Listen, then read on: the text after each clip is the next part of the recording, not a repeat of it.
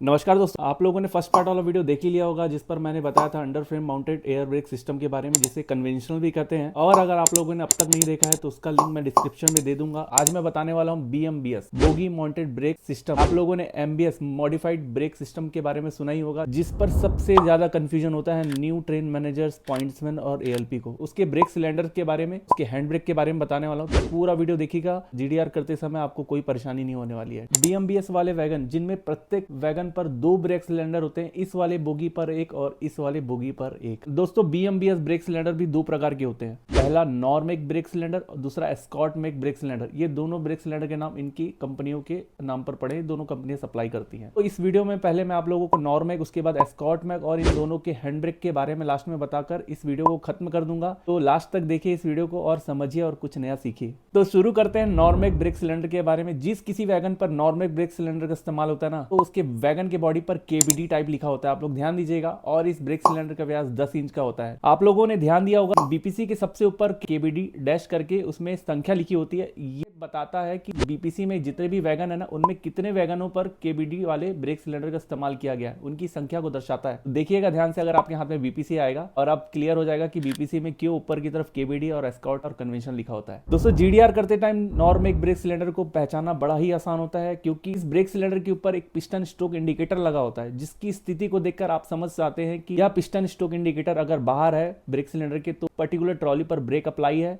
अगर वो piston stroke indicator brake cylinder के अंदर है, तो वह ब्रेक सिलेंडर रिलीज अवस्था में है। जब भी आप लोग GDR करेंगे तो एक वैगन के दोनों बोगी पर आपको ध्यान देना होगा। दोनों बोगी पर एक एक ब्रेक सिलेंडर होते हैं, तो दोनों ब्रेक सिलेंडर रिलीज अवस्था में होने चाहिए। पता चल रहा है आपका ध्यान इस बोगी पर है और उस वाली बोगी पर छूट गया और उस बोगी के ब्रेक सिलेंडर को आपने ध्यान नहीं दिया, तो हो सकता है रिलीज ना हो। तो रिलीज करने के लिए आपको DV के QRV वॉल्व, जिसे क्विक रिलीजिंग वॉल्व बोलते हैं, उसे खींचना पड़ता है। किसी भी गाड़ी का GDR करते समय उस गाड़ी को दोनों तरफ से चेक किया जाता है। तो एक तरफ से जो चेक कर रहा होगा उसे brake cylinder piston stroke indicator clearly दिखाई देगा। वहीं दूसरी तरफ जो मौजूद होगा उसे BMBS वैगन पर एक डिवाइस का इस्तेमाल और किया जाता है, जिसे बोलते हैं APM, automatic pressure modification device. इसकी स्थिति को भी देखकर आप समझ सकते हैं उस पर्टिकुलर वैगन का ब्रेक अप्लाइड है या नहीं। APM आपको हमेशा साइड फ्रेम के ऊपर और वैगन के अंडर फ्रेम के नीचे माउंट दिखाई देता है। इस APM का एक सेंसिंग आर्म होता है। अगर वह सेंसिंग आर्म साइड फ्रेम से टच है तो उस वैगन पर ब्रेक अप्लाइड है, और अगर वह सेंसिंग आर्म साइड फ्रेम से ऊपर क्लियरली दिख रहा है, गैप है, तो वह वैगन रिलीज अवस्था में होता है। दोस्तों, अब सबसे मजेदार चीज मैं बताता हूं BMBS के बारे में। जब कभी आप BMBS ब्रेक सिलेंडर को रिलीज करते हुए जा रहे होंगे, तो आप लोगों ने ध्यान दिया होगा कि कई बार आप लोगों को किन्हीं वैगन के ब्रेक सिलेंडर के पिस्टन स्ट्रोक इंडिकेटर बाहर दिखाई देते हैं, और कई बार होता है कि वो पिस्टन स्ट्रोक इंडिकेटर की जगह कुछ होता ही नहीं, वो गैप होता है, एक होल होता है। नॉर्मेक के बारे में बता रहा हूं मैं, ध्यान दीजिएगा। और कई बार APM भी काम नहीं कर रहा होता है। तो ऐसी कंडीशन में घबराना नहीं है, मैं बताता हूं आपको क्या करना है। सबसे पहले तो आपको वैगन के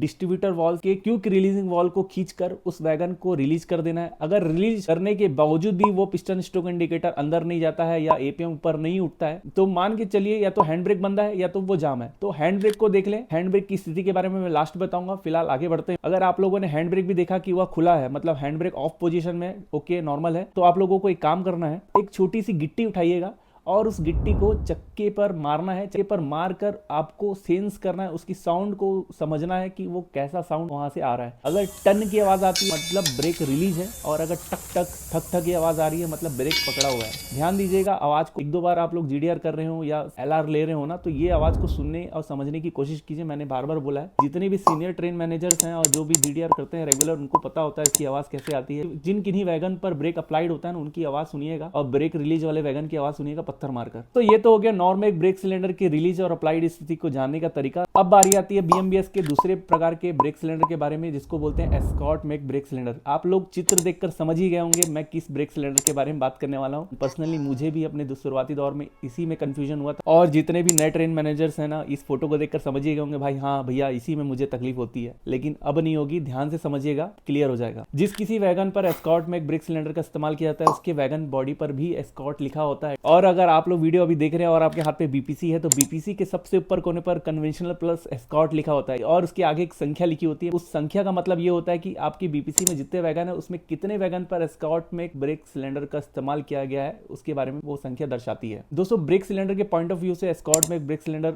नॉर्मेक की तुलना में बहुत ही अच्छा माना जाता है और एस्कॉर्ट में ब्रेक सिलेंडर का व्यास 11 इंच का होता है। एस्कॉर्ट में ब्रेक सिलेंडर नॉर्मेक की तुलना में उसका ब्रेकिंग फोर्स बहुत ही अच्छा होता है। दोस्तों, एस्कॉर्ट में ब्रेक सिलेंडर को देखकर आप लोग नहीं समझ सकते हैं कि इसमें पिस्टन स्ट्रोक इंडिकेटर आपको नॉर्मेक की जगह नहीं दिखाई देता, वहां पर वो बंद रहता है। और एस्कॉर्ट में एक ब्रेक सिलेंडर को पहचानने का एक सरल सा माध्यम है, इसके ऊपर एक रबड़ का बेलो दिखाई देता है, जिसे रबड़ बेलो बोलते हैं। एस्कॉर्ट में एक ब्रेक सिलेंडर का पिस्टन स्ट्रोक इंडिकेटर के ब्रेक सिलेंडर की बॉडी के पीछे लगाया गया है, जो ब्रेक लगने पर पाइप से बाहर आता है और ब्रेक रिलीज अवस्था में वो पाइप के अंदर रहता है। आप लोग वीडियो के माध्यम से देखकर समझिए गौर से और इसका स्क्रीनशॉट ले लीजिए। बाकी BMBS वैगन की तरह इस पर भी वह डिवाइस का इस्तेमाल होता है, APM जिसे बोलते हैं। उस APM की स्थिति को भी देखकर आप समझ सकते हैं कि अगर उसका सेंसिंग आर्म नीचे साइड फ्रेम पर टच है, मतलब उस वैगन पर ब्रेक अप्लाइड है।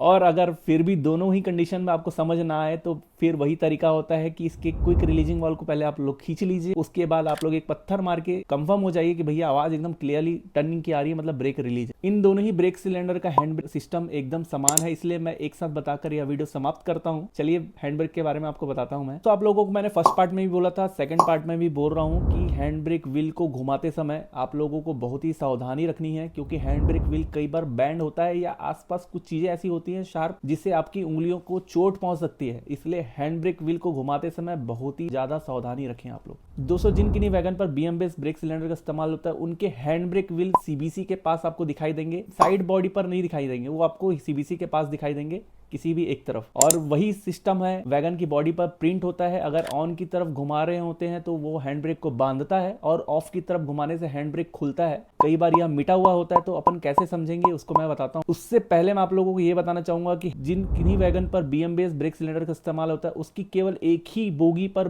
हैंड ब्रेक अप्लाई होता है। जिधर हैंड ब्रेक व्हील है ना, केवल उस तरफ की बोगी पर ही हैंड ब्रेक अप्लाइड होता है, उसके उस पार वाली बोगी पर हैंड ब्रेक अप्लाइड नहीं होगा। तो जब कभी GDR कर रहे हैं, हैंड ब्रेक पर कंफ्यूजन है, तो केवल हैंड ब्रेक व्हील जिस तरफ है उसी तरफ के बोगी को आप लोग देखिएगा कि पिस्टन स्ट्रोक इंडिकेटर भी आपको दिखाएगा। अगर हैंड ब्रेक ऑन पोजीशन में तो उसका पिस्टन स्ट्रोक इंडिकेटर बाहर होगा। अब आप GDR कर रहे हैं फिर भी आपको समझ में नहीं आ रहा है हैंड ब्रेक ऑन है कि ऑफ है और ऑन ऑफ लिखा हुआ मिट चुका है, तो मैं बताता हूं आपको इसकी शॉर्ट इक्वलाइजिंग लीवर जो वीडियो में दिख रहा है ना, इसे शॉर्ट इक्वलाइजिंग लीवर बोलते हैं। इसकी पोजीशन को ध्यान दीजिए, यह जो पोजीशन दिख रही है अभी ऑफ पोजीशन है ना। शॉर्ट इक्वलाइजिंग लीवर की अगर यह स्थिति हैंड ब्रेक व्हील की तरफ, ये हैंड ब्रेक व्हील है और इसकी तरफ शॉर्ट इक्वलाइजिंग लीवर दिखाई दे रहा है ना, मतलब यह ऑफ है। और जैसे ही इसे मैं ऑन की तरफ घुमाता हूं तो इसका शॉर्ट इक्वलाइजिंग लीवर जो है एक खड़ी स्थिति में आ जाएगा या सामने वाली ट्रॉली की तरफ खसक जाएगा। जिस प्रकार आप वीडियो में देख रहे हैं, इस वीडियो का आप स्क्रीनशॉट ले लीजिए, एक दो बार फील्ड पर देखिए, 110% आपको क्लियर हो जाएगा कि भाई BMBS वाले वैगन का हैंड ब्रेक किस प्रकार बंधा हुआ है और किस प्रकार खुला हुआ है। और जब कभी भी आप GDR कर रहे हैं, गाड़ी रेडी कर रहे हैं किसी भी वैगन का, चाहे वो BMBS हो या कन्वेंशनल हो, उनके हैंड ब्रेक खुले ही होने चाहिए। स्टेबल लोड क्लियर करने के बाद ध्यान दीजिएगा, हैंड ब्रेक को देखना है, नहीं तो सेक्शन में ब्रेक बाइंडिंग होना ही होना है। ओके, अब तक के लिए बस इतना ही। आने वाले नए वर्ष की मेरे और मेरे परिवार की तरफ से आप सभी को बहुत बहुत शुभकामनाएं। Wish you a very happy new year दोस्तों।